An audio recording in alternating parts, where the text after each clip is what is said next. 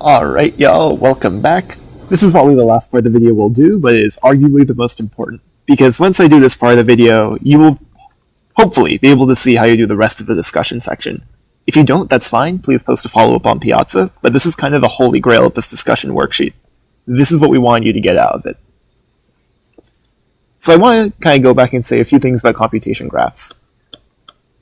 My tablet is not cooperating. Alright, there we go. So what you notice right here is that we broke this computation for the loss function up into a bunch of parts, right? We did some multiplication, we applied G1, yada yada yada.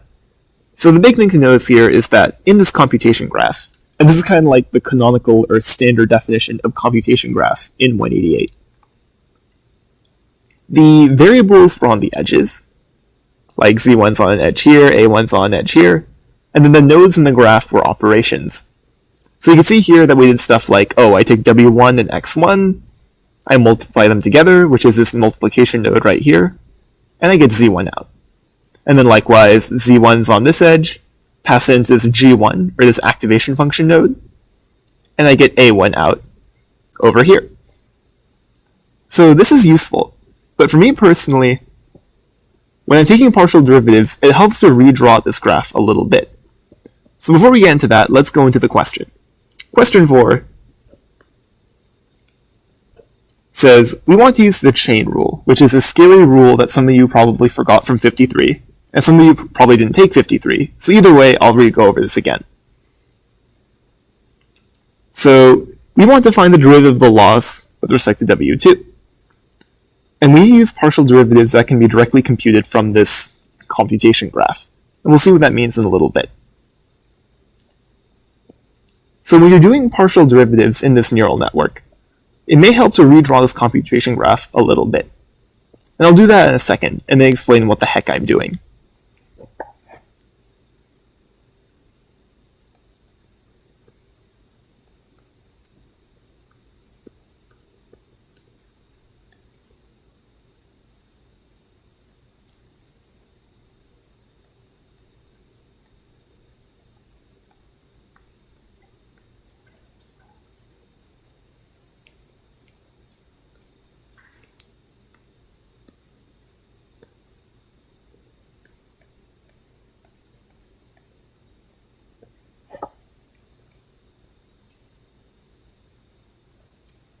So let's compare what I've just drawn with what we have up there.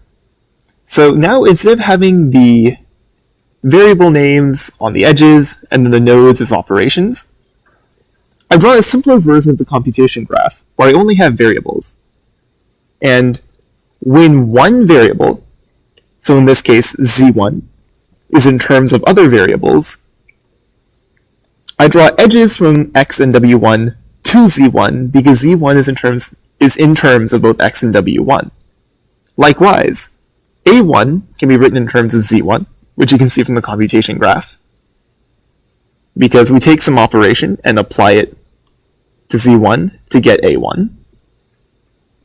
So in this redrawn version, I have an edge from Z1 to A1, and this holds for the rest of the computation graph. Again, what I've done is I've sort of redrawn the computation graph we did in the previous video, but now I'm omitting any sort of operations from it to kind of make this a little bit simpler to understand. Right now, I just care about the relationships between variables. Alright, so now we want to compute some partial derivatives in this question.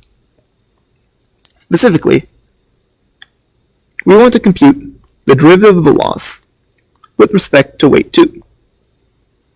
So because we drew the computation graph in the previous question, and then we went through the work of redrawing it in the simpler form over here, we can actually use this simpler computation graph to do this question. So if we went to the calc review session, you learned about the chain rule. And we're going to use that in a little bit right here. But the big thing we want to notice from this computation graph is that it's a little bit difficult to directly tell the relationship between the loss and weight 2.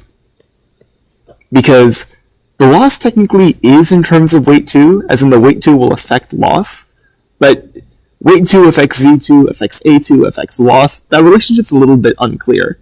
so actually taking that partial derivative can be a little bit tricky. So instead we'll use the chain rule, which states that when you have this sort of simplified computation graph, where you just have relationships between variables, you should find every path in this simplified graph between the two variables that you're taking the derivative with respect to.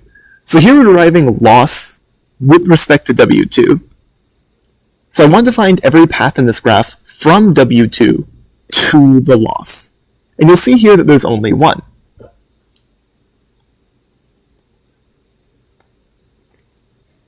And you'll notice that path consists of 3 edges. What do those edges mean? Well, you'll notice that each edge connects 2 variables that are directly in terms of each other. So here, Z2 is directly in terms of W2. So it's reasonable to say that I can get the derivative of Z2 with respect to W2. Likewise, here A2 is directly in terms of Z2. So it makes sense to say, oh, I can get the derivative of A2 with respect to Z2. And finally over here, the loss is directly in terms of A2. So it makes sense I get the derivative of loss with respect to A2. And what does chain rule state?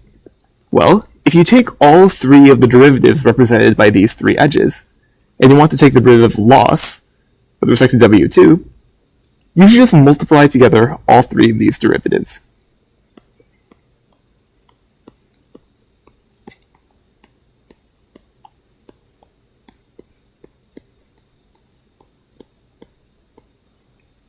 And if this seems confusing, you should go back and relook at the Calc Review worksheet on Piazza.